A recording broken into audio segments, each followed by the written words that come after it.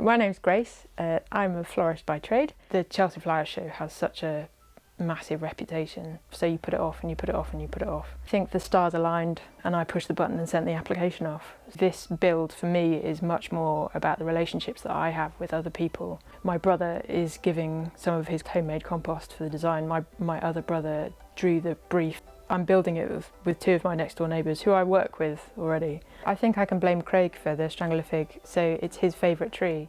Hello, I'm Craig. This is the fourth and hopefully the final iteration of the display for Chelsea. And I knew I wanted to do some form of tree. It's not an average tree, it's quite bonkers in how it operates. The tree grows down, but whilst it's doing that, it kills the tree underneath it. So you could say that's quite sort of, I don't know, grim, but for me that's the resilient part of nature that really speaks to me.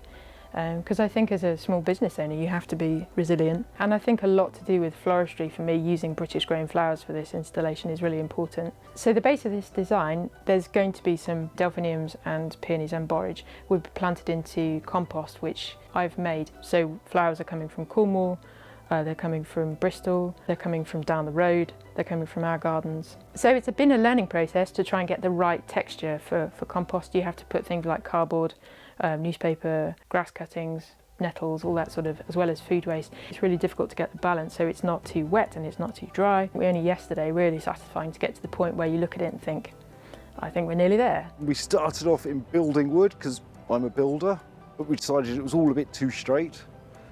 Then we went for another type of wood which was half building, half straight, and that was still a bit too straight, so we've made it out of branches. So this is the final structure. Hopefully it's a bit like knitting spaghetti because everything is wonky, but I've got to make sure it's straight and level on the inside where the lamppost is going. It has to come apart because it's got to be put together around the lamppost, and we can't pop it over the top, so it needs to be disassembled and reassembled on the day.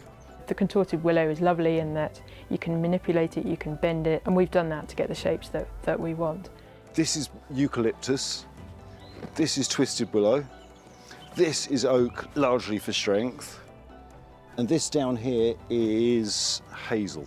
So that's the structure complete. The next phase is the dry run where Grace will add foliage and colour. For me, sustainability is key. The willow that we've created the tree shape with will come back to my workshop and be used for events. The recycled nature of the design itself is something that's very key. The borage that I'm using, I've brought it on in the greenhouse, and that will go back into the garden when it comes home. The delphiniums that I've been growing in the polytunnel, they will go back probably into the garden outside. It's just as sustainable as possible, really. Tom, he's done work experience with me last year. Actually, when I started as a florist, it was a very closed door. You didn't talk to your competitors, and now, thankfully, people are a lot more collaborative. If I can give someone experience, then I'm all for it. I started a flower school probably before COVID, and we started the YouTube channel alongside it. And again, for me, that's just around the ethos of not pulling the ladder up behind me. To do an installation at Chelsea is an absolute bucket list type thing. Everything will come in on the Thursday. The Friday, we're packing the van up, and Saturday we go to build. Adrenaline will keep me going. One of my growers, Vanessa, she's coming with her husband as the second car, and she's got all of the plants and the flowers because we can't pack everything into the van. It will be, I think, an amazing but terrifying experience. And I'm very glad because I think it's taking me outside of my comfort zone like there's no tomorrow. And also, I think it's that reaffirmation that you can do stuff, that you are capable. I'm looking forward to it a lot.